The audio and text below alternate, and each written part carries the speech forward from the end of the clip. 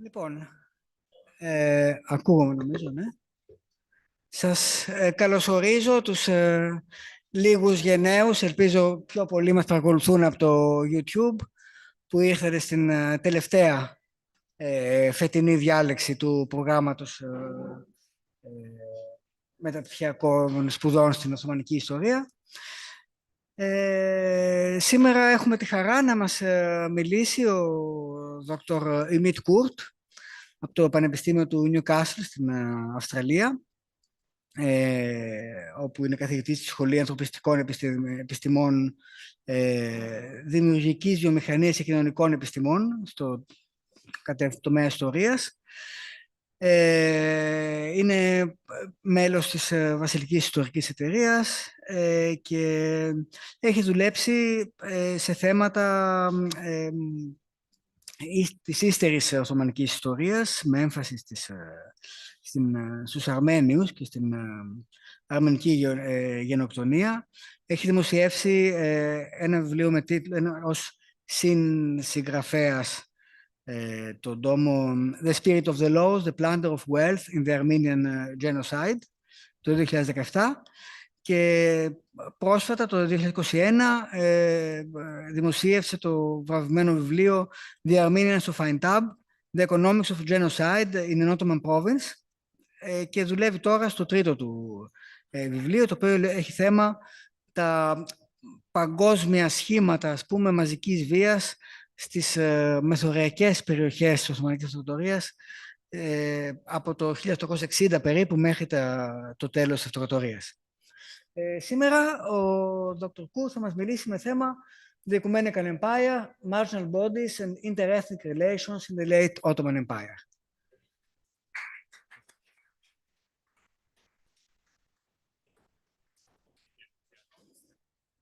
Thank you. Good evening, everyone. Thank you for being here, and I'm so happy to be here, so honored to be here. And I would like to express my gratitude to Professor Sariannis and Anastopoulos and on the Institute for Mediterranean Studies for this kind invitation and gave me a chance to present my new research findings so in this beautiful atmosphere. My talk today is titled, as you can see, The Ecumenical Empire, Marginal Bodies and the Inter-ethnic Relations in the Late Ottoman Empire. It's a work in progress project. And I just have written one article out of this project, but it will eventually turn into a manuscript, which I have been working on for 2.5 years. So I would like to start with an anecdote. Would you like to join us? No? Okay.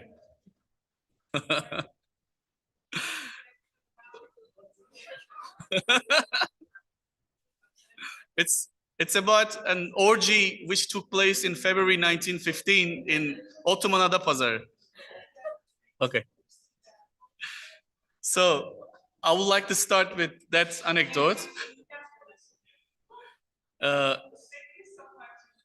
Pleasure. Sorry. So at night on February 25th of 1911, 3 Armenian and 2 Greek men who resided in the town of Adapazarı, located in northwestern Turkey, connected to the Sanjak of Izmit in the Ottoman Empire, were caught having sex with a Bosniak or Boshnak Muslim prostitute, Hure, otherwise known as Zehra Hatun, in a bathhouse. When the police raided the bathhouse on a tip-off by an anonymous source, they woke in on the following scene. 6 naked people, 2 of them men, were having group sex with a woman, and the others were watching them, holding glasses of liquor, laughing and cheering, perhaps waiting enthusiastically for their return. The policeman, interrupting what seemed to be a quote-unquote gang rape, first shoved the men outside, instructing them to cover their genitals with a towel. Then the 2 policemen hurriedly covered the woman's naked body. In the chaos, the policemen hurled insults and curses, especially at the woman.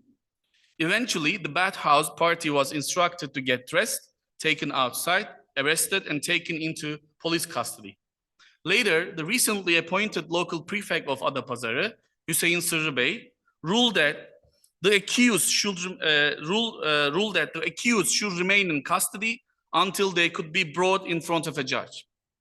If these people were to be released, he asserted violence might break out between the Muslims and Christians of Adapazarı, as happened in Adana, which was a prosperous region on the Mediterranean coast, encompassing the historical landscape of Cilicia in the southeast of Asia Minor, and its environs just 2 years before.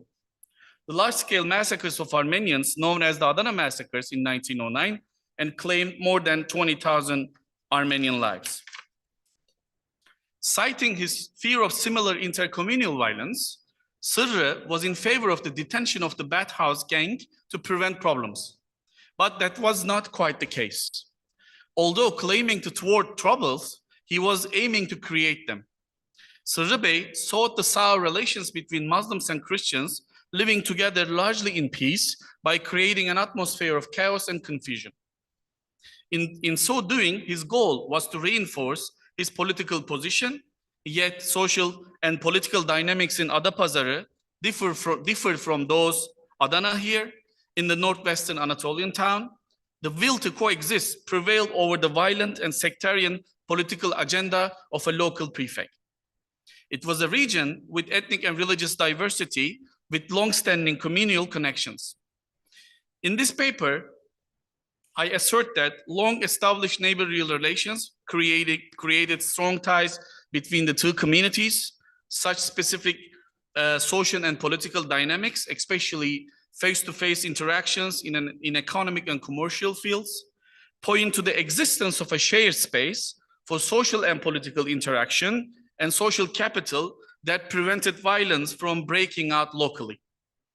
In the last decade, historiography has copiously documented instances of violence during the final years of the Ottoman Empire.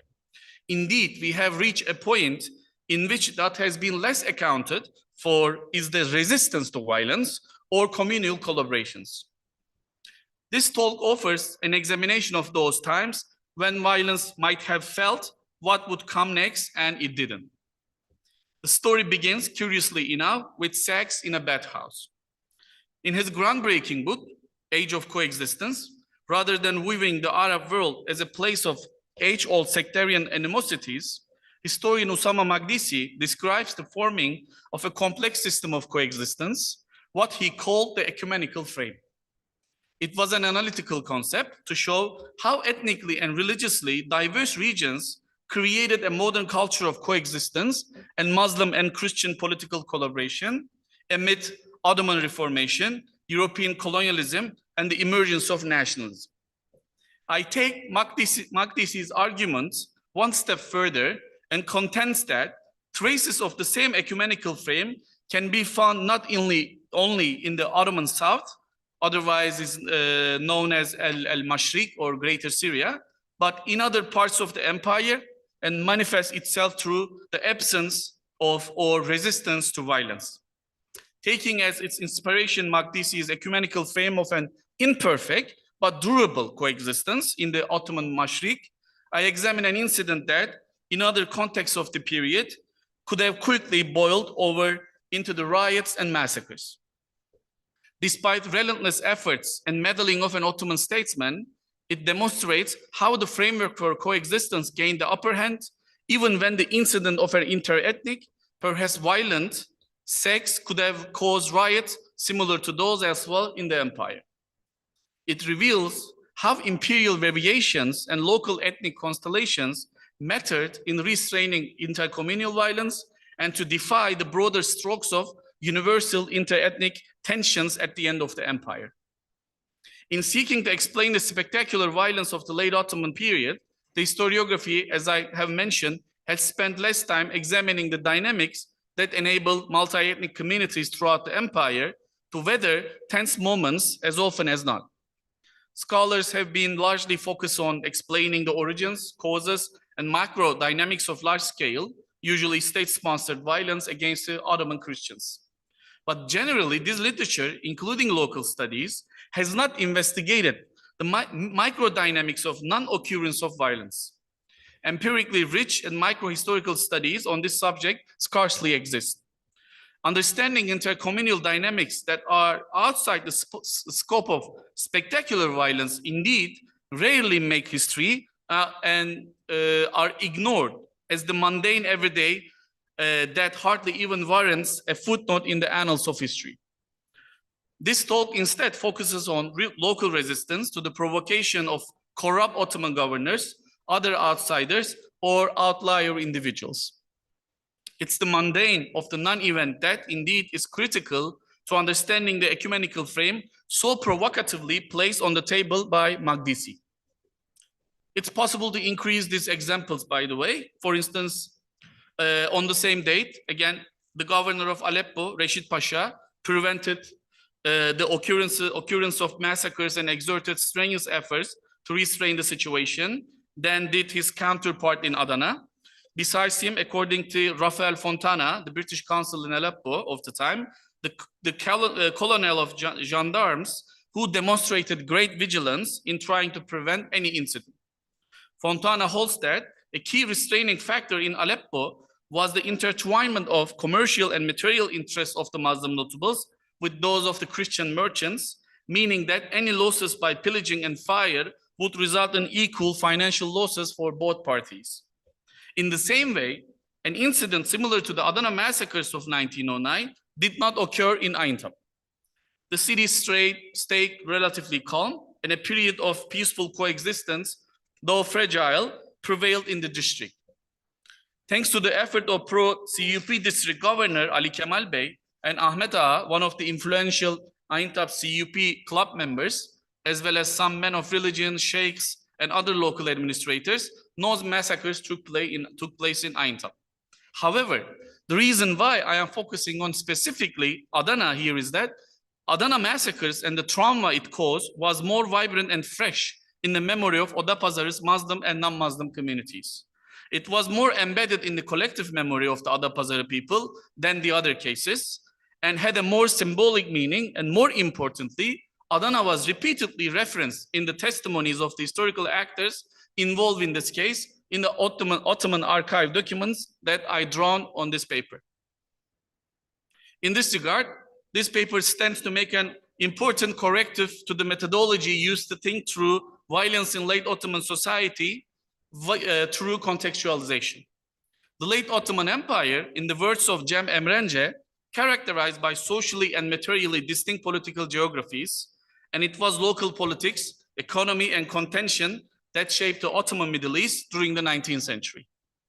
With that in mind, I argue that because the social dynamics and network of relations in different provinces, sanjaks, and districts of the empire varied and followed distinct historical paths, the potential for realizing Ottoman unity, or İttihat-ı Anasır, differed according to time and space. While the specific dynamics of the restraint in the town of Adapazarı may differ from those in other spatial and temporal contexts, the microhistorical analysis presented here indicates a need for a methodological reorientation by researchers seeking to explain the restraint of violence and detect regional differences across imperial territories.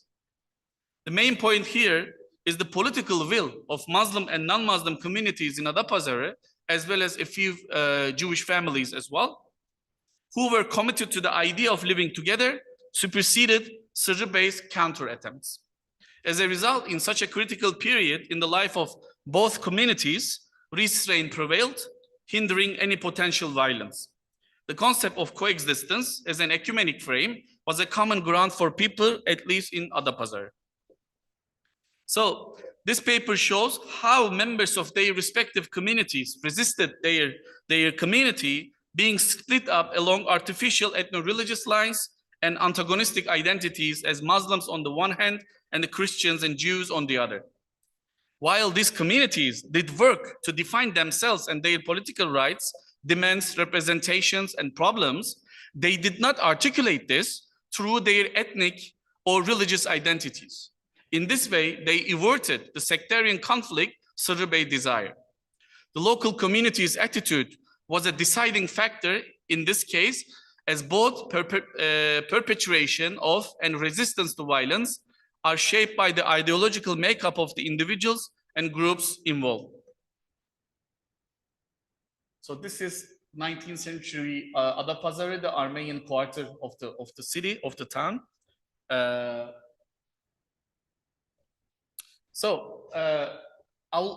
would like to jump to Adana massacres and give you a very brief historical background. The violence against Armenians in Adana in April 1909, to which Sırrı Bey initially alluded with the phrase, quote, "the emergence of a tragedy between Christians and Islam," unquote, was a flashpoint for thinking through national identity and intercommunal relations in a multi-ethnic empire. The March 31st incident in the empire's capital on April 13, 1909, a coup attempt to topple the newly established constitutional government of the Committee of Union and Progress, the CUP, a party made up of individuals drawn from the newly emerging Muslim bureaucratic elite of the empire, staged by mainly conservative religious circles, oppositional traditional elements and reactionary forces who supported the Sultan Abdülhamid II, and the subsequent Adana massacres dealt a serious blow to the 1908 Young Turk Revolution's discursive telos to gather all the social groups under an Ottoman identity, regardless of religion, language, and ethnicity and sect. In a sense, this was the first major test for the new political regime that the CUP sought to establish. The actions and the policies of Cemal Pasha, who was appointed as the governor of Adana shortly after the massacres, aimed to promote brotherhood, unity, and solidarity between Muslim groups, including Caucasian immigrants, seasonal migrant workers, Kurds, Turks, and Circassians, and Armenians, to re-establish the ideal of Ottomanism. During his tenure as governor, Cemal Pasha tried to eliminate the animosities resulted from the intensification of the existing economic anxieties, Muslim resentful sentiments toward the elevated status of Christians, and demographic changes that made it difficult for the Muslim and Christians to live together in a relative harmony, and which made religious and ethnic differences starker. The regime's stability and the empire's security with its multi-confessional society were of critical importance for the CUP.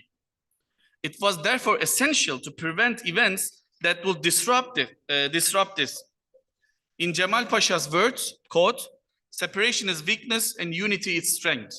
The purpose of the Young Turk is to create and promote unity. The only pillar that will bring these conflicting divisions to peace and unite them is Ottoman nationality. We should no longer look at people as Turks, Kurds, Armenians, or Greeks. They should all be Ottomans and treated as such," unquote. However, the efforts of the CUP Istanbul branch and the Cemal Pasha were in vain. A crisis of trust had already emerged between the two communities, and it was difficult to repair. This is what most harmed the ideal of unity. An exhausted Cemal Pasha uttered the following words shortly before he left his post at the beginning of 1911, quote, "That's enough Adana for me. I came here with courage and good intentions to develop the region and improve the conditions of the people. But I saw only disappointment and disapproval. This is a remnant of the past. Abdülhamid poisoned the hearts and feelings of the Muslim population. These people see nothing but self-interest in everything I do. They curse me and blame me for all the problems that exist," unquote. Despite all his efforts, Cemal Pasha could not keep the sincerity and trust between the Muslim and non-Muslim communities from falling apart, and it was shortly before he left Adana that the group sex incident occurred in Adapazarı. There, Sırrı Bey's attempt to stoke the fear and tension between communities by referring to the hostility in Adana, but he failed to produce similar results. Why? The violence in Adana was a significant political touchstone in the memory of both Adapazarı Muslim and non-Muslim communities.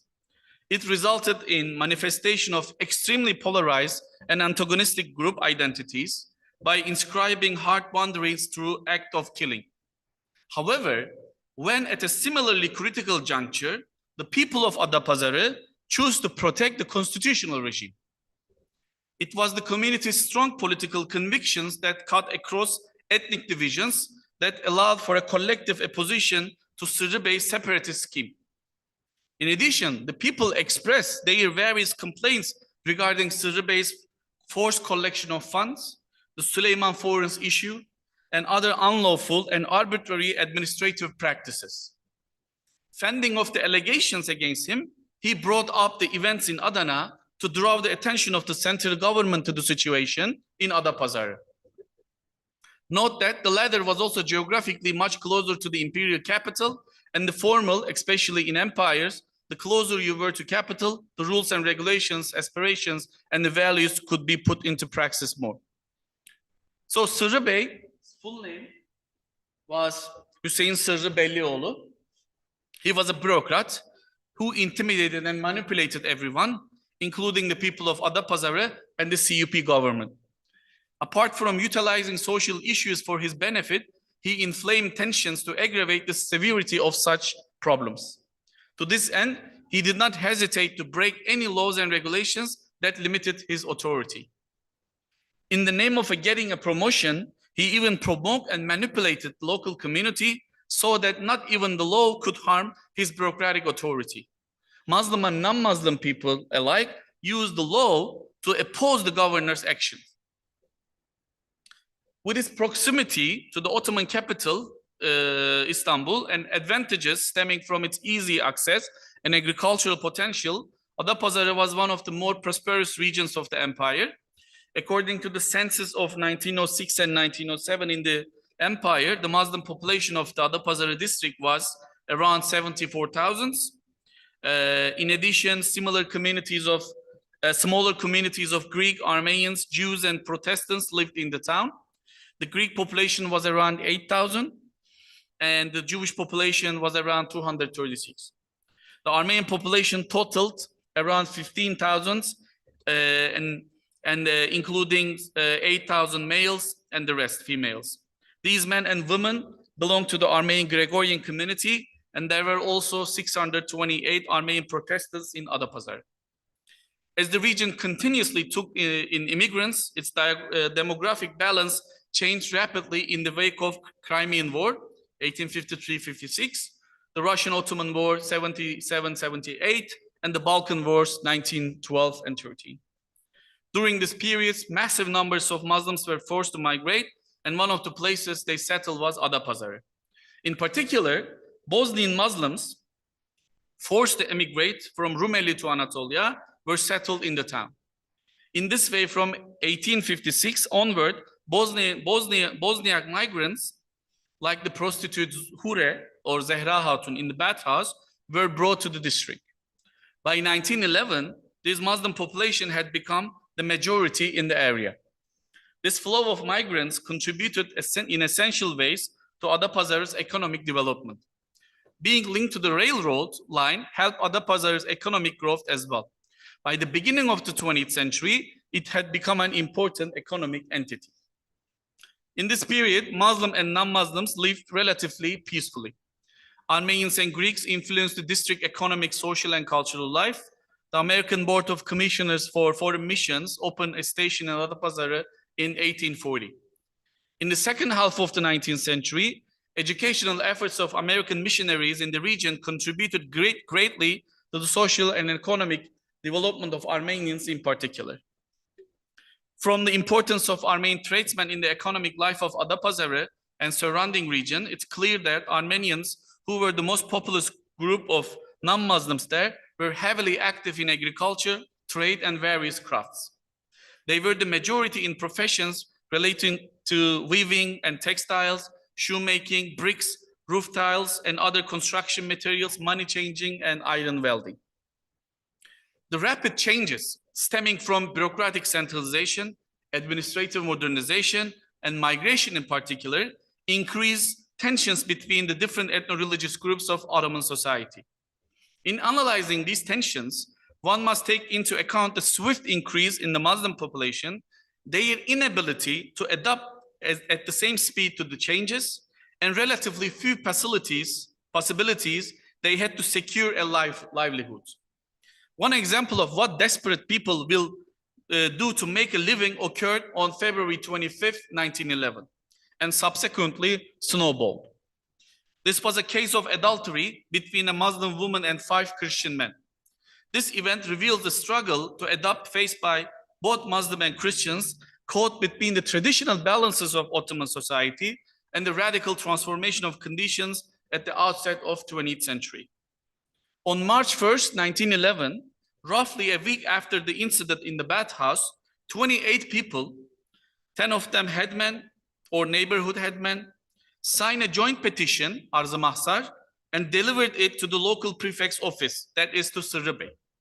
According to the petition, a Bosniak migrant by the name of Hure, otherwise known as Zehra Hatun, lived in Çukur Ahmediye neighborhood of Adapazarı and had long been working as a prostitute. According to the petition, she had caused the physical and spiritual devastation of many young men. The Bosniak migrants in the town had been complaining that the situation was unacceptable. They expressed the discontent. Quote, "The reason we came here and abandoned our homeland was precisely because we could not consent to this sort of obscenity, this sort of fuhşiyat," unquote. In other words, in the view of male migrants from the Balkans, a Muslim woman's engagement in sex work was tantamount to giving in to the same relations of dominations, Christians over Muslims, they had fled. The petitioners had already spoken with the authorities several times to ensure that Hure and her pimp, a man called Ankaralı, faced legal consequences so that this regrettable immorality would end. However, the necessary actions were not taken and they continued to openly engage in prostitution. These immoral activities harmed the Muslim community, the petitioners argued. Therefore, they requested that Hure and her köftehor or pimp be exiled to a distant place to show that the government would not permit such immoral acts. It would also be in the town's best interest to ensure that, quote, "prostitutes like this," unquote, do not sour relations between the Muslim and Christian communities who until this time had gotten along like brothers. So let's talk about the course of events. In the meantime, Sırrı Bey gave a man known as the Lieutenant Hayrullah Efendi the task of visiting the coffee houses, especially after Friday prayer, frequented by the Muslim community. Lieutenant Hayrullah's task was to tell them that Christians rape a Muslim woman, thus giving rise to rumors that could escalate the incident into something akin to the violence in Adana. On the local prefect's orders, Hayrullah tried to stir up the Muslim community by saying that not a single person had come to Sırrı Bey's office to complain about this affront against Islam. He had expected them to come and deliver a joint petition. This seeming apathy had kept the local prefect awake for 2 nights straight. Despite the attempted provocation by Hayrullah Efendi, the Muslim regulars at the local coffee houses told him that they had complete faith in the judicial and administrative authorities to do whatever was necessary with the people involved in the incident. More importantly, they stressed that this affair would not cause any conflict between the two communities. They told Lieutenant Hayrullah that they would be rejecting Sırrı Bey's request for them to write a petition. In doing so, they freed themselves from the web of bureaucratic intricacies that the local prefect intended to create for them, not letting Sırrı impose his agenda upon them. Far from creating enmity between Muslim and Christians, Sırrı Bey's activities led to unity, as they directed their discontent at none other than Sırrı Bey and asserted their commitment to the constitution. Notwithstanding his outright rejection from the Muslim community, Sırrı prepared a general petition reflecting his view of the incident, his version. This he signed in the name of local assembly member Hacı Mehmet Efendi. Then Hayrullah took this petition from shop to shop to have local Muslims sign it before sending it to the provincial authorities. Realizing what was happening, the Muslims from the coffee houses that Hayrullah had visited immediately sprung into action. Responding Sırrı Bey's act of forgery, many of Adapazarı's Muslim, Armenian and Greek notables, doctors, local assembly members, headmen, Islamic preachers, religious figures, and even the Quran reciters, plus a group of merchants, sent a complaint about Sırrı Bey to the presidency of the Ottoman Assembly on March 7th, 1911. The document stated that the local prefect's actions should be investigated for putting the constitutional monarchy, Meşrutiyet, at risk, and requested that an inspector be sent to Adapazarı. This petition accused Sırrı Bey of slander and calumny that would put the peace and order of Muslims and all Christians of Adapazarı in peril. The group went even further and said that Sırrı Bey was playing a dangerous game by single-handedly trying to create an occasion like Adana to come between the Muslim and non-Muslim communities. The same group also sent a complaint telegraph to the Interior Ministry. There, they wrote that they were ready to prove that Sırrı Bey's involvement in other incidents that put the constitutional order at risk. It turns out that the government worried that, in fact, Sırrı Bey's attempt to create a problem would give rise to different kinds of issues. With that in mind, on March 13, 1911, the authorities sent a civil inspector. On March 18th, they handed the petition to Deputy Inspector Sami Bey so he could shed light on the situation and discover the truth. After inspector arrived in Adapazarı, he began collecting testimony from those who wrote the petition complaining about the Sırrı Bey.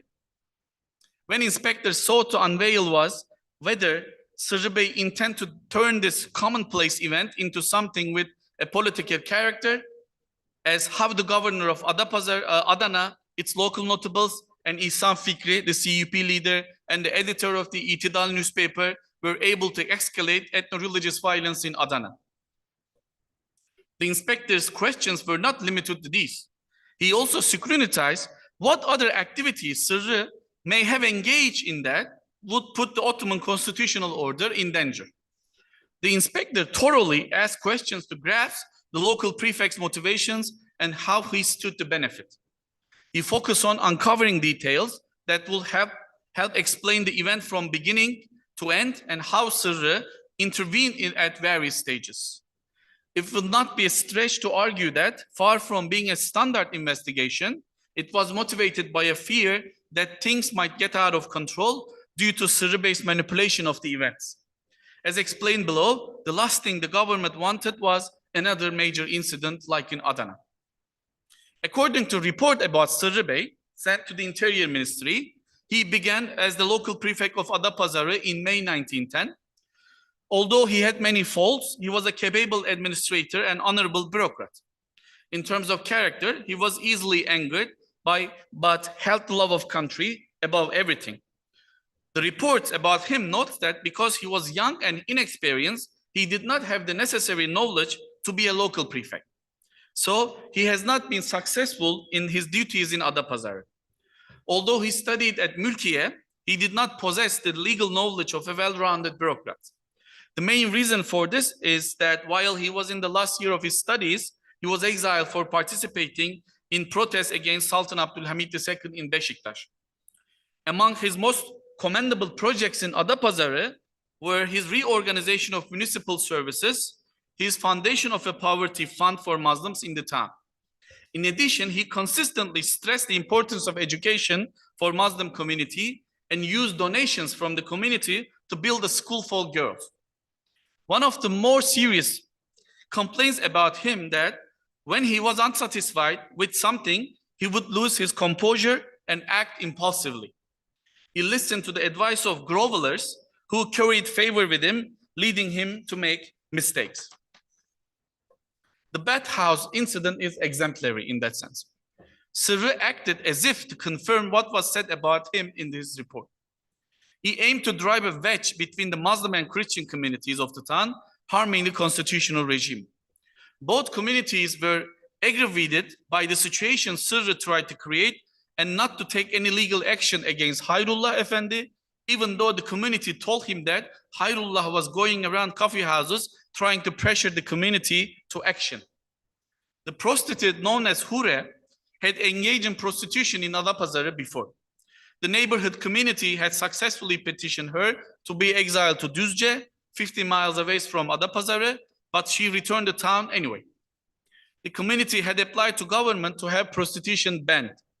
Although the government was sent women engaging in prostitution to the courts, they had to let them go since their acts did not technically constitute a punishable crime.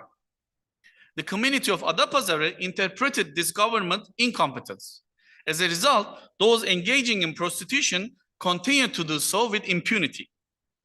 At this point, it's worth paying attention to legal loopholes that tied the hands of the political authority when prostitution in the bathhouse troubled the town.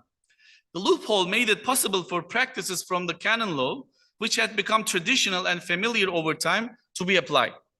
The problem was that the Ottoman Code of Civil Law, Mecelle, had long been incomplete regarding family law. Up until 1917, when this gap in the law was temporarily resolved, prostitution cases were still solved with canon law and traditional practices. In fact, as early as 1859, a regulation was introduced stipulating that prostitutes and their patrons could be sentenced to imprisonment for 48 hours to 3 months or banishment ranging from 3 to 6 months. This marks a shift in the earlier legal landscape, reflecting evolving attitudes and reactions to prostitution-related issues within the Ottoman legal framework. Parallel to development of modern and comprehensive regulations against prostitution in Western Europe, the Ottoman Empire established the first health board in 1869, specifically targeting syphilis. The adoption of such measures is a concrete indication that state officials recognize the importance of addressing public health issues related to prostitution. During this period, derogatory labels such as vagabond, prostitute, and patient were used to stigmatize certain groups. Growing concerns about hygiene have led to their rapid expulsion from urban centers. Additionally, there were 2 regulations on registered female prostitution in the Ottoman Empire, published in 1879 and 1884. These 2 regulations aim to control the spread of sexually transmitted diseases among the population and reduce the health risk associated with prostitution, as was the case in many European countries at that time. However, most of the provisions outlined in the 1884 regulation and the subsequent amendments were not put into practice and remained largely on paper. Although the spread of venereal diseases concern authorities, Islamic law stipulates that the only situation in which prostitution as an act of illicit sex can be punishable offense is if the woman in question is married. According to the classical sources of Islamic jurisprudence, if a Muslim woman is unmarried, having intercourse with a man is considered a kind of wedding contract, even if incomplete and problematic, especially if it's done with the consent of both sides. The punishment for such marriage is negligible and considered a kind of covered temporary pleasure marriage, muta nikahı. It's also worth noting that it's a centuries-old practice for courts to order the banishment of a woman known to be prostitute to another city. It was based on a pre-modern customary law. For example, Elis Semercian notes in her study of Ottoman Aleppo in the 17th and 18th century that both prostitutes and their male patrons were brought to the court by entire neighborhoods. Betul Basharan records that during the late 18th century, authorities exiled prostitutes most frequently to Bursa, Iznik, Mudanya, and Tekfurda. In this period, in both the cities and the countryside of the Ottoman Empire, it was a common occurrence for prostitutes to be sent out of an area and then return after a short while. What is interesting is that people were still recommending exile as a solution as late as 1911, and it continued to be the preferred method of addressing sex work during the First World War as well. In the case analyzed here, the central axis of the suggested legal action, political debates, and the recommendations of various groups, influential leaders, even if they depart in other ways, all intersect on one point: their perspective on women's bodies and the need for them to be controlled. The political tension in this period was focused entirely on Hure's body, a site upon which anxieties over social order were expressed. She was not seen as somebody entitled to victimhood. In the case files, there is no one sign of empathy for the difficult situation she was in. Historian Müge Telci has done important work on the state security bureaucratic apparatus in its attempt to control prostitution in late Ottoman Istanbul. At the turn of the 20th century, the number of poor and unmarried women in the city was quite high as a result from wars and migration. Telci explains that the Minister of Justice believed that these women who wandered the streets and offered sex to young men needed to be stopped, but overall they were poor and took to the streets out of necessity due to hunger. These women worked as prostitutes to make a living. But from the state's perspective, what was essential was the control women, especially Muslim women, engaging in prostitution, restrict their existence in public spaces, and make them invisible. In the eyes of the security forces, as with the examples of Hure in Adapazarı, these women represented a security risk and threat to public order.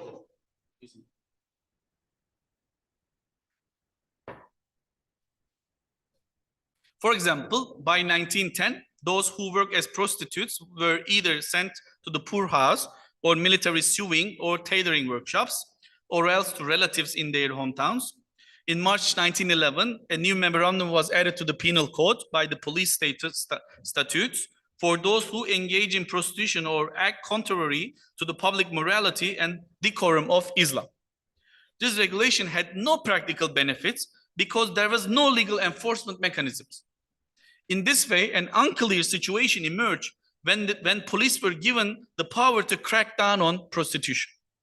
This lack of clarity continued until 1915, when the government ordered a new regulation on sexual diseases to regulate brothels, to control the spread of the venereal disease, as in Austria-Hungary, Habsburg-occupied Serbia, and Germany, and publish the law of family rights in 1917. Whether or not Hure was a person of honor and chastity was defined by her body. She was seen as a disgrace to the honor of Islamic nation for Muslim and even Christian people. She was not a married woman, a kidnapping or rape of a virgin daughter. She was an insignificant, marginalized person in the eyes of Adapazarı community.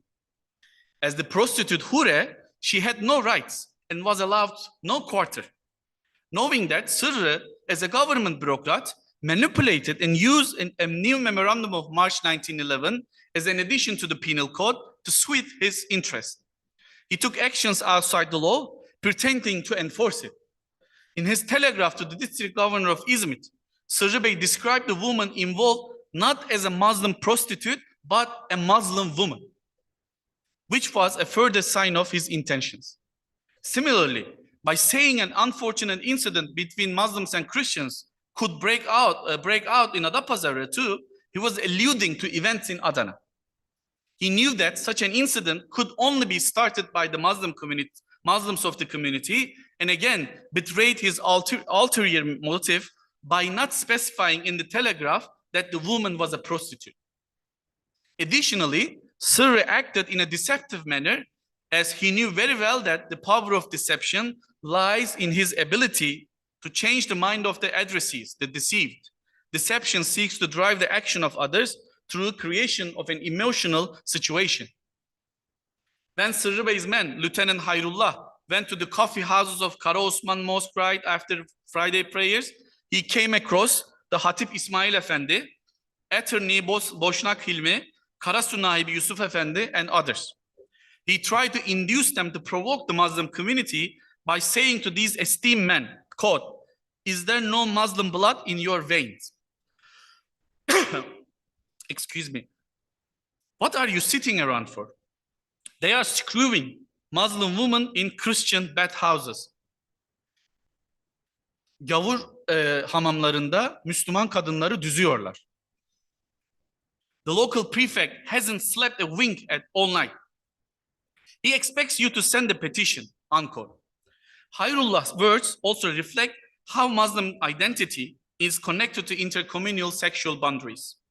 When the men then told Hayrullah Efendi that if this was the case, he should send a petition himself. He told them, he came to them on Sırrı Bey's orders. For the community, this case of a prostitution, unquote, would not under any circumstances stir up community. Katiyen beynel anasır galeyan olamaz. And even during the period of autocracy, devri istibdat, under Abdülhamid II, we got along well with the Christians and no harmful incidents occurred. Unquote. Knowing this, the local prefect tried to spread a rumor that would incite the Muslim community against the Christians, thereby preparing the ground for tensions to heighten. Sırrı Bey aimed to secure his position. He wanted to cause an incident for the sake of his seat. Despite this nefarious attempt, relations between Adapazarıs and Muslims and Christians were a source of contentment. So one of the reasons why there was an inclination to practice restraint and violence in this critical period in Adapazarı, where ethnic groups live in close proximity to one another and interact frequently, was that rumors and gossip that Sırrı Bey tried to spread using Lieutenant Hayrullah Efendi had no correspondence to reality in the eyes of both Muslims and non-Muslim communities. In comparison to Adana, rumors failed to generate heightened emotions among the Muslim population and not lead to the assault on Armenians in Adapazarı. A rumor can be defined as an unverified account or explanation of events circulating from person to person and pertaining to an object, event, or issue of public concern. During the local incidents of mass violence, the consistent spreading and sustaining of manipulative rumors and gossip is a valuable and important political tool for the perpetrators, trying to create an atmosphere of fear by increasing tension between the communities. For those who spread such rumors, it's redundant to verify their accuracy. Rumors give rise to panic, elevates already existing negative emotions, intensifies distrust, and justifies physical brutality toward the other ethnic group. As historian Max Bergholz has aptly stated, it was not even necessary for an incident to occur for interpretations that could lead to intercommunal violence to instantly emerge and rapidly spread. Rumors were often all it took to cause a major disturbance, unquote. They give the necessary fuel to communities already seeking an occasion to use violence against other ethnic and religious groups. The atmosphere of collective panic and wild paranoia that imperial civil and military bureaucratic elites and local gentry try to create at the local level constitutes both an ideological and functional ground for the possibility of violence. When we look at the events from this perspective, Sırrı Bey had his reasons to create a climate of ethno-religious conflict in Adapazarı when he spread the false news that Christians had raped a Muslim woman. He did so for personal motivations and in contradiction to the existing policies and alliances of the central government. However, as Donald Horowitz points out, gossip circulated during such situation must, first of all, have a target audience. In the words of Tolga Esmer, gossip is a form of an information management, a valuable commodity to be accumulated and guarded, which may create or exacerbate conflict as easily as it contributes to group harmony. That said, community members only wanted the removal of the prostitute Hure from their town and paid no creed to Hayrullah Efendi's rousing speeches made at the encouragement of Sırrı Bey. What are you waiting for? Christians are taking Muslim women to the bathhouses. Don't you have any Muslim blood? Or the infidels take a Muslim woman and do such and such to her. Tomorrow they will even do this to our woman, unquote. Based on the community's restraint, the local communities still believe in law and order in the Ottoman Empire. Moreover, the fact that those pressured to react follow up on this matter by applying to the proper authorities and the government promised to punish the responsible parties. It shows that such rumors and gossips did not yet have a receptive audience among either Muslims or non-Muslims. There had been harmony between the Muslims and Christians residing in Adapazarı. An event could not disrupt this harmony. They would have regarded it as a common occurrence. But they also warned Sırrı Bey that his ilk that provocations to disturb this unity would not yield the desired results. They held that the survival of the constitutional monarchy depend on unity and harmony, and everyone should work for this cause, especially the local prefect, who was an officer of the government. When Sırrı sent telegraphs saying things like, the two communities are going to attack each other, Christians rape a Muslim woman, he acted just like Asaf Bey, the district governor of Cebeli Bereket in Adana province, who was accused of organizing the massacre of Armenians in the region by provoking the local Muslims.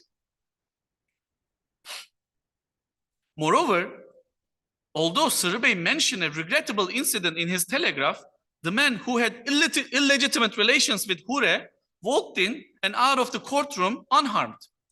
The judiciary released them without detention, and they re-entered into community without any incident. Sudi Efendi, one of the signatories, asked the inspector to question the local prefect about what kind of regrettable incident would have to be caused by the perpetrators being set free. Sudi Efendi and the other town's notables remarked that it was contrary to all logic and reason for the community to get worked up like this over a prostitute. If prostitutes were reason enough to get worked up over, then, quote, not a single person would be left alive in all of Istanbul because of prostitution going on in the quarter of Galata and Beyoğlu, unquote. In brief, there was no rage or agitation among the people of Adapazarı. However, Sırrı Bey wanted there to be and so acted accordingly. Sırrı's misuse of his position as a state bureaucrat in other areas and his use of this incident to cover up his shortcomings also play a major role in causing him to behave in this way. For example, Sırrı Bey and his tax collectors, saying they were collecting money for education, took money from the forest contractors, even though it was illegal for a civil servant to collect funds for anything not specified in the budget. He told the Thai taxmen he would cause problems for them if they did not bring in 5 or 10 liras each, and managed to collect 12 liras from them. Such tax collection can only happen with an order from Istanbul or a ruling from a local council. However, nothing like that happened. No commission was created to oversee the money. So Sırrı acted purely of his own accord. Quote, he takes as much as he wants and no one knows how the money is collected or spent, unquote. Reportedly, he raised funds from the community as educational donations without the local council's approval, and then refused to address the request of a submit petitions for those who did not pay. Sırrı additionally did not forward the application of Adapazarı resident Seyfettin Ağa to the local council, even though he needed the application addressed to get himself out of a bind. At the same time, he did not issue any receipts to those he collected money from or provide anyone with information regarding what he did with these funds. The inspector then asked Sırrı Bey what defense he would like to make against these allegations. Unfortunately, during my archival research, accessing Sırrı Bey's response to these accusations was impossible. In the relevant catalog of the Ottoman archives, it was noted that Sırrı Bey's response to the inspectors was presented as an addendum. Leffen takdim kılınmıştır, unquote. Despite that, this addendum was not found. At the beginning of the case, Sırrı wanted those involved to be tried in custody and thus demanded a preventative arrest. However, he later changed his position in a way that suggested he was trying to provoke a conflict. Was the reason for this change of heart that he personalized the issue once the public prosecutor rejected his request as the chief administrative authority in the town? This question becomes significant considering that Adapazarı's resident refused to issue a formal complaint as Sırrı Bey demanded. Thus, they divulged both their faith that the law would be applied as necessary and their unwillingness to countenance any social unrest. In that case, what was Sırrı Bey's motivation? Why did he embark on such a path? Clearly, he was distorting the facts when writing his petition about Hure, so it's not unlikely that he was trying to get the attention of the government or the CUP, therefore further his career by playing a dangerous game. He slandered the local community members may have been due to a grudge. He was angered that the complaints against him exposed his corruption. Sırrı Bey caused significant damage to the treasury with the forest issue. When revealed that others would benefit from this damage, he admitted that he had made a mistake. His primary duty as a state officer should have been to endear the government to the local community. Still, because of his actions, the people of Adapazarı began to despise even regular civil servants. Sırrı Bey tried to alienate and separate people from each other, intimidating the poor villagers with threats and fear. Hagop Daylaryan Efendi, one of the petition signatories, stated that Sırrı acted like a dictator, treated people arbitrarily. According to Spahizade Hamit Bey and Diyarbakırlızade Ömer Efendi, two leading figures of Adapazarı, who complain about the governor alongside Daylaryan, social unrest was directly caused by Sırrı Bey's arbitrary actions. So, conclusion. Refik Halit Karay, the famous Turkish novelist, was exiled after Turkey's War of Independence as one of the notorious 150s who were declared enemy collaborators, 150'likler. In 1920, he published a long story in his collection, Memleket Hikayeleri, Stories of the Country, titled Yatık Emine, about the events that befell a prostitute. Emine's story occurs after the counter-revolution of 1st March. It was a period when the Ottoman Empire's constitutional monarchy was in the midst of a severe crisis.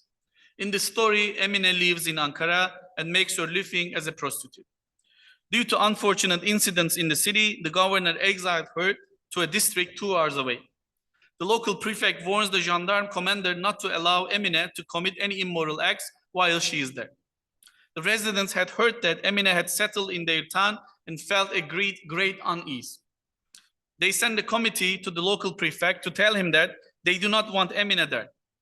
But his response is unsurprising. He says that Emine has been sent to this town so the community can surveil her. In this way, she will be constrained in her actions and forced to abandon her immoral life. Although a few people helped her, this assistance was spotty at best. The majority of the townsfolk did not want her there. Emine was not given enough opportunities to work or get by. She tries to carry on for a while, hungry, thirsty, and homeless, but eventually she gets sick and is left to die. The experiences of an unfortunate heroine of Refik Halit Karay's story lives through are not simply one of or an imaginary event from the last days of the empire. The veracity of the environment portrayed can be proven by the existing historical data, however sparse. There are not enough life narratives or memoirs that allows us to know in detail what happened to migrating populations that were settled in the towns or cities of the remaining lands of the Ottoman Empire after its lost territory in the Balkans and other regions. However, the records from those cases that have been studied allow us to track details about both individual lives and general atmosphere of the period. This case of group sex in a bathhouse occurred during a period of a political tension and helped us understand the late Ottoman Empire and communal relations in a new way. Indeed, the rejection of intercommunal violence in the town of Adapazarı as a solution to the prostitution and a dismissal of the agitation from a state official highlights the complexities of local dynamics, wherein the ecumenical social character was not so easily upset. We understand from the progression of events and the inspectors' interviews that both the Muslims and Christians of the community wanted to preserve political and social peace. They defended constitutional ideals, even going against Sırrı Bey to do so. To the best of their ability, they tried to prevent the local prefect from destroying the prosperity of their town so that he could cover up his own mistakes. As shown throughout the talk, Sırrı Bey, as an administrator representing the Ottoman government, used this case to distract from the accusations against him. With the petition they submitted, the people of Adapazarı were not only filing a complaint against a state bureaucrat, putting the regime in danger, in demanding state intervention to protect the constitutional order, they also exhibited a certain kind of political participation and representation. They were involved in a severe form of defiance against Sırrıbey's illegal and utterly arbitrary actions that far exceeded the authority given to him by the state. This microhistorical research shows us how vital individuals' interventions, initiatives, and decisions are in social events and explosions, as momentary decisions and actions could become micro-mechanisms of successful restraint or instead open the door for the escalation of violence.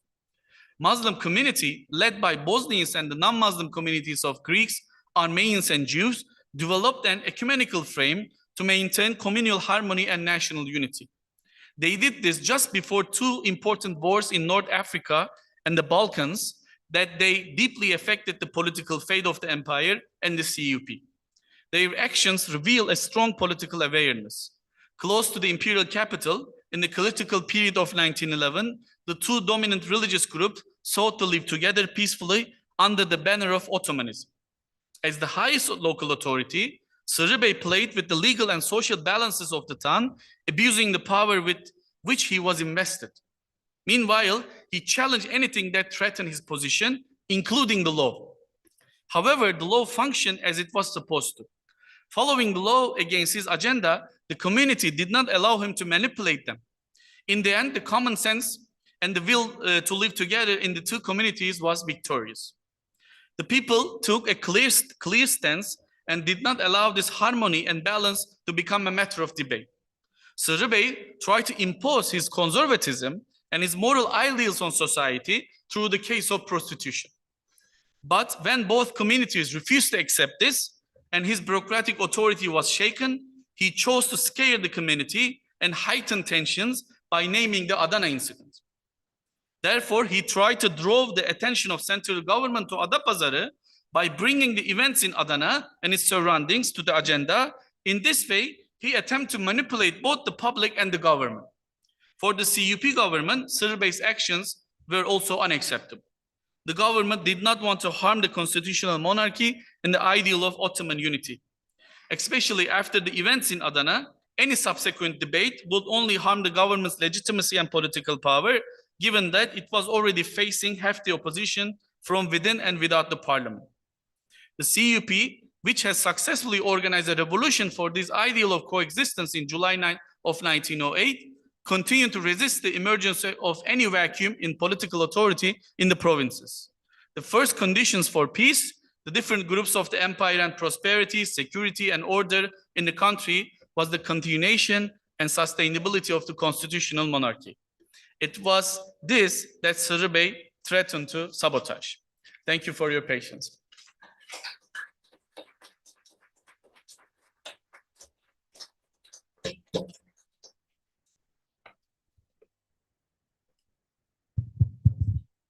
Thank you. Okay, it's 9:45, so I don't know if there are any questions or comments.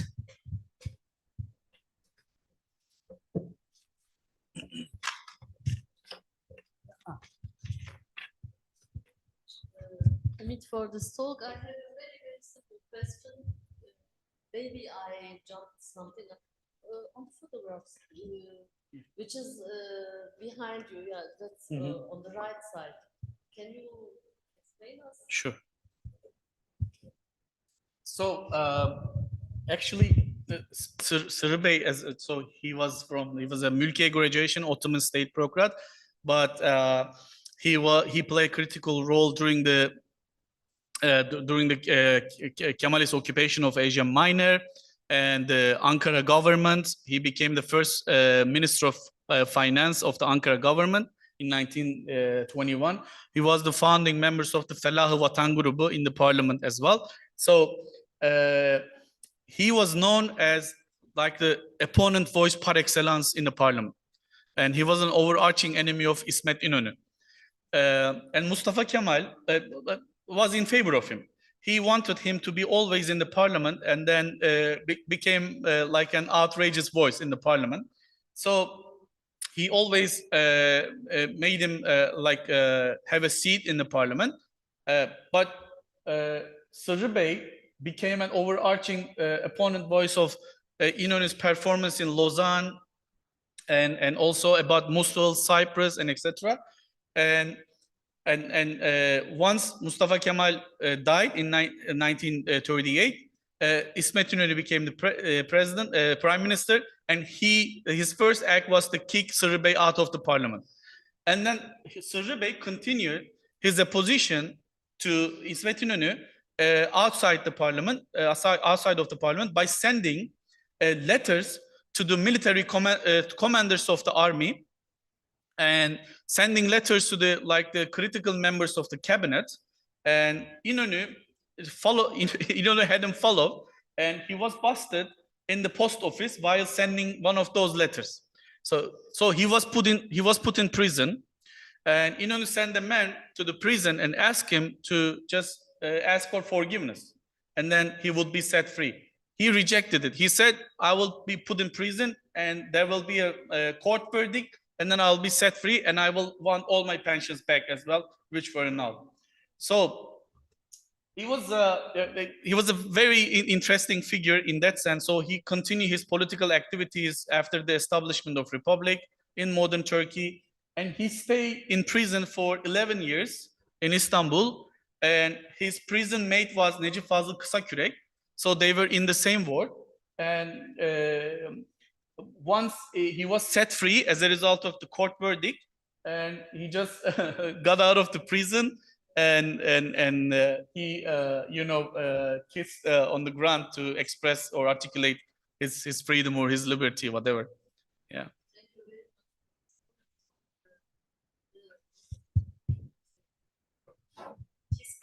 It's very interesting now to hear from you his career about, because the incident of Adapazarı gave us some idea about him. Yes. But he became somebody important, even when he was opposed to İnönü. Yes. He was on the parliament, he had the career, He was with Necip Fazıl. Yes. So it is very interesting how the mind of those kind of politicians yes. work, because those are inspired other incidents, yes. Yes. After the period we are looking, Necip Fazıl, and until today, they are inspiring this kind of pogroms and exactly. Of course. I want to add about this. I mean,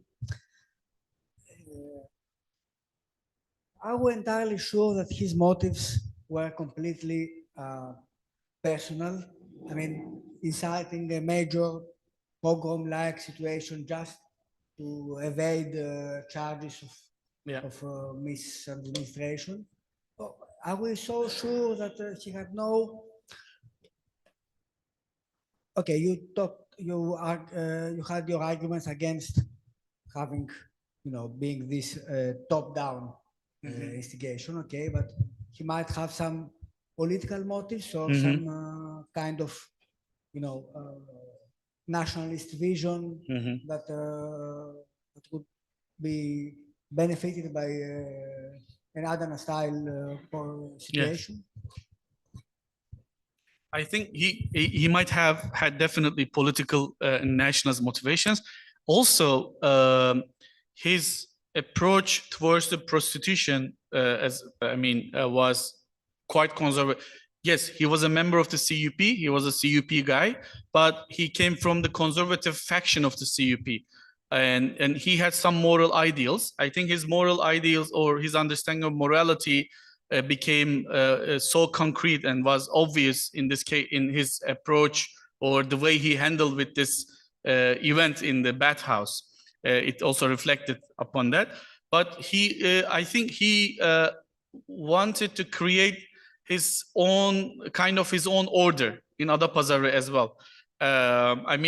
Not all his like as a district governor, his deeds were wrong, or he was mistaken in all his activities, all occasions he was involved in.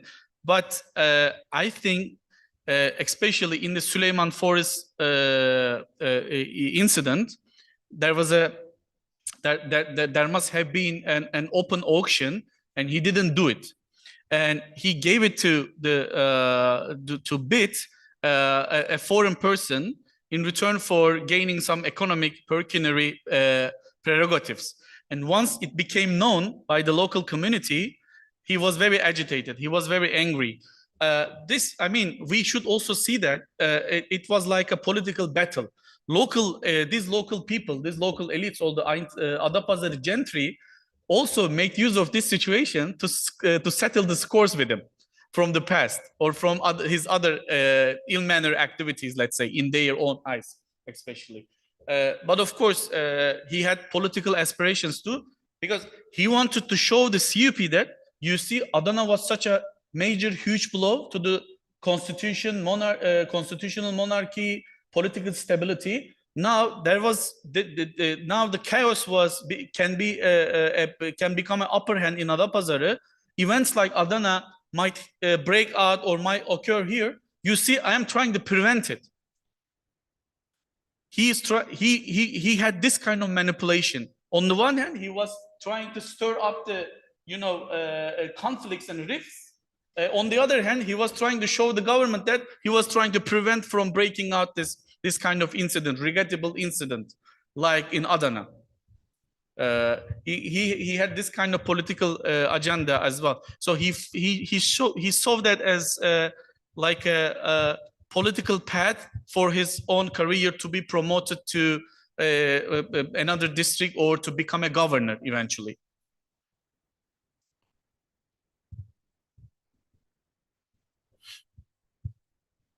So thank you for this interesting talk and for your discussion of the events. I was just thinking something that you raised, this intermingling of, so to speak, pre-modern with modern practice, and I don't doubt the modern framework of the incident. But I was thinking also that things like, agitating the people, so to speak, the Ahali, to submit a petition, that could also be seen as a pre-modern or early modern practice, where we have, again, from the 17th or 18th century, all these reports of, the Ayan or the Kojabasis submitting collective petitions instead of from the people, from the unnamed people, instead of submitting their own private personal petitions. But also, like you said, I mean, the treatment of the prostitute, etc. Yes. And another thing, just a detail, I was wondering, you said there are all these women, without husbands or without means. On the other hand, the statistics you showed for Adapazarı, I think in all groups, women were fewer than the men. Yes. And I was just wondering if this is just under registering or under recording of the female population. Yes. I actually, that was like, we can regard this as an official record, let's say, in the Salnames, or I bump into local history books written on the history of Adapazarı by local historians, and they came up with this recording as well. Yeah, but of course this number will be skyrocketed after Mad of the Balkan Wars, and also actually after Mad of the Balkan Wars, situation in the town, this relatively peaceful atmosphere will be broken out. And how we can see that? We can still see that through the prisms of the social dynamics. Again, how I analyze the prison records and the records of the culprits, what kind of crimes were committed in the town on the eve of the Balkan Wars, during the Balkan Wars, and aftermath. There was really huge difference between the number of crimes in February 1911 and those numbers committed, like murder, theft, looting, rape, and all these things, and the prison records in 1912 and 13. We can see the difference and how social dynamics change in the town aftermath. And also ethno-religious identifications became much more conspicuous to delineate the communities rather than using their names to describe their own neighbors or their own colleagues in the market or in the bazaar. They start identifying these people with their ethno-religious identities rather than their names.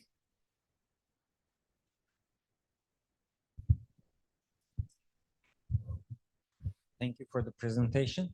I was just, when you were inciting the topic and I was having another case on my mind, and I was thinking about we still, especially when the case is like the intercommunal relations, concerning intercommunal tensions, concerning the intercommunal, how to say, the marriages or the sexual intercourses.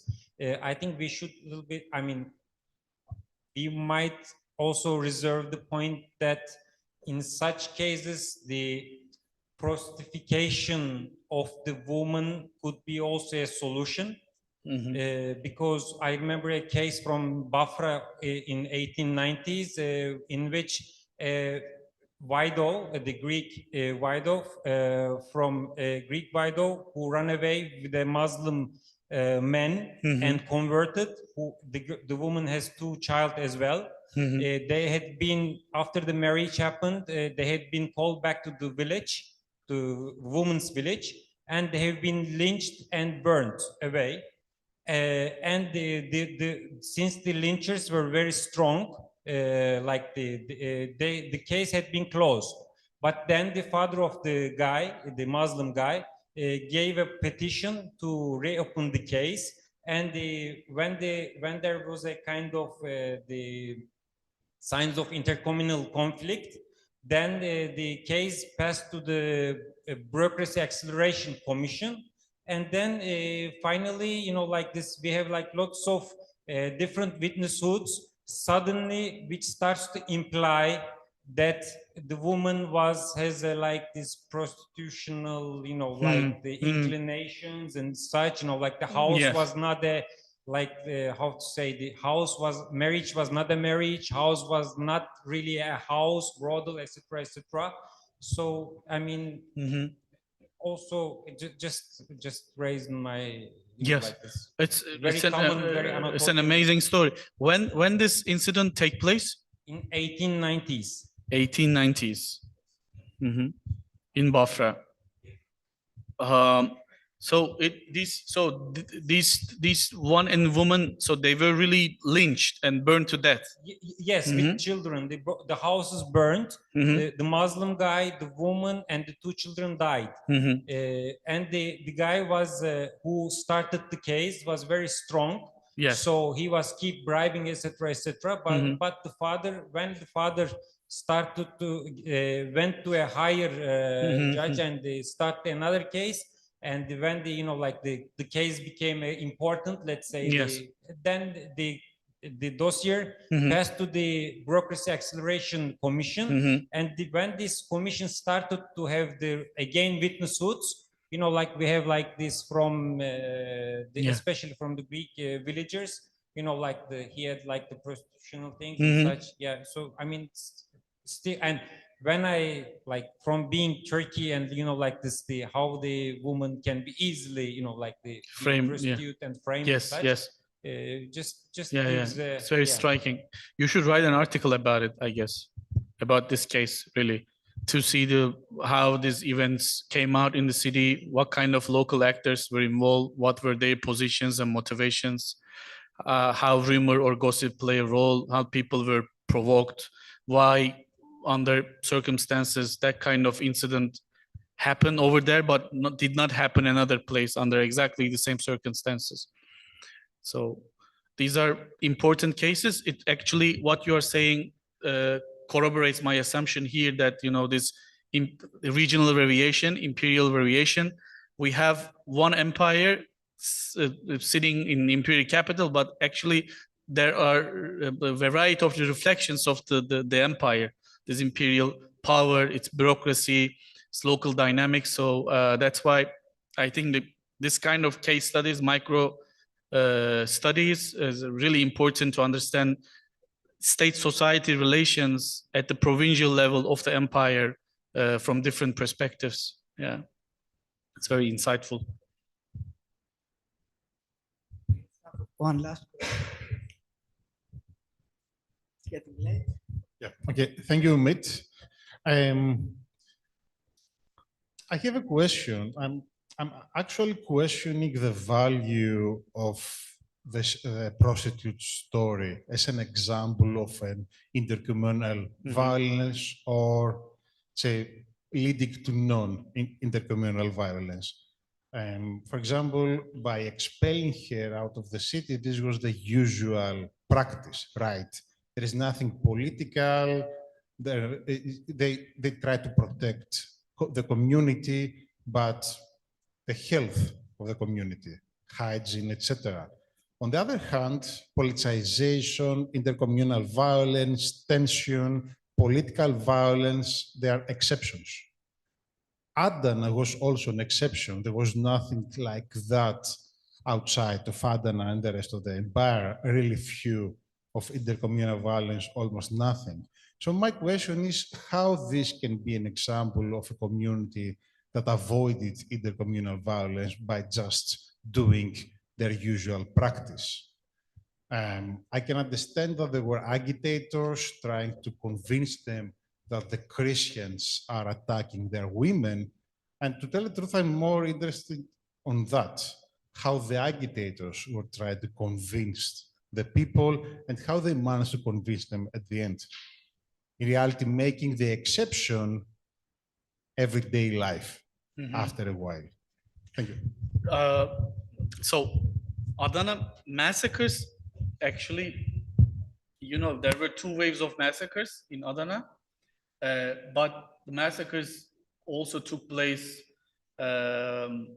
Osmaniye, Kilis, Düzce, Düzici, you know, and other adjacent towns around Adana, Cebeli Bereket as well. So,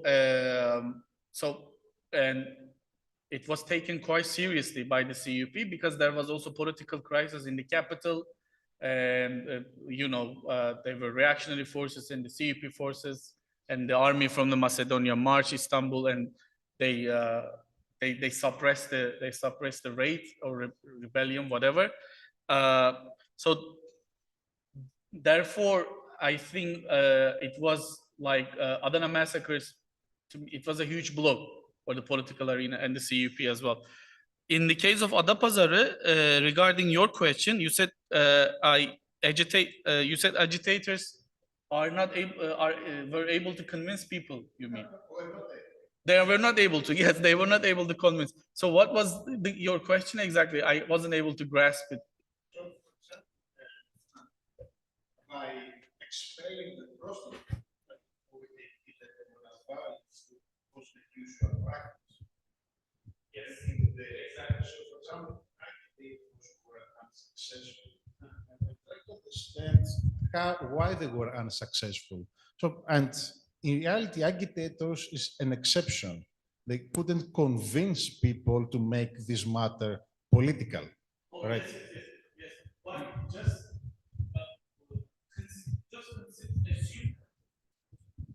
assume. Assume that this prostitute in question would have been a non-Muslim woman. Do you think would the same kind of incident have happened? Just all this commotion, all this petition, you see? So just because of her Muslim identity, the problems actually came out more like vocal and more outrageously, vociferously by the community. If had she been a non-Muslim woman, like a Christian, it wouldn't have resulted in any problem. But here, I think her body, and by the way, we didn't exactly know what had happened in the bathhouse. It could be a gang rape. Maybe she was not. She didn't give a consent. Maybe it was a rape. You know, we didn't know exactly. But since she was making her living out of prostitution, we have an assumption, we surmise that it might have been a gang rape, still rape, it might have been a group sex incident, and etc. In terms of following the archival documents, it seems that it was a group sex incident. So, but as I said, there were other issues between this guy and this elites, this Muslim and non-Muslim elites in Adapazarı. They actually want to get rid of him from the city. That's why they also used this this bathhouse incident to settle the scores with him, to get rid of him, or again to prevent his ill deeds, you know, in the town. They were disturbed. They were quite bothered by that. But why I'm focused? Why examining this particular incident? You know, is that because it gives you numerous insight about understanding at the local level, especially political representation, how they resolved their disagreements in a political space, how they articulated their disagreements without physical violence or execution of violence, and how also they exerted a certain kind of civil disobedience to the activities of such a district governor, and in a way they took the matters in their hands and also send a warning or caveats to the central government as well. You know, you have that kind of district governor trying to put the constitution at risk. You have to take care of this. You have to do something. Otherwise, but Sırrı Bey was the one who reminisced the Adana massacres. They did not introduce, you know, he was the one all the time, regrettable incidents like in Adana, by giving the dates, number of deaths and everything. I think also for the central government, another kind of Adana incident, even its remembrance, you know, might be a bad alarm for them, because the Adapazarı was so close to the capital, and it might, and back then CUP was still trying to grip the power. There were a lot of, you know, opponent voices against the CUP in the parliament and outside of the parliament. There was also this political, you know, competition among the CUPs, and then the other people who got out of the CUP and established their own political party, Osmanlı Ahrar Fırkası and then Hürriyet ve İtilaf. So in that Adapazarı, in this incident was taking place in the midst of all these series of events taking place in the political arena as well.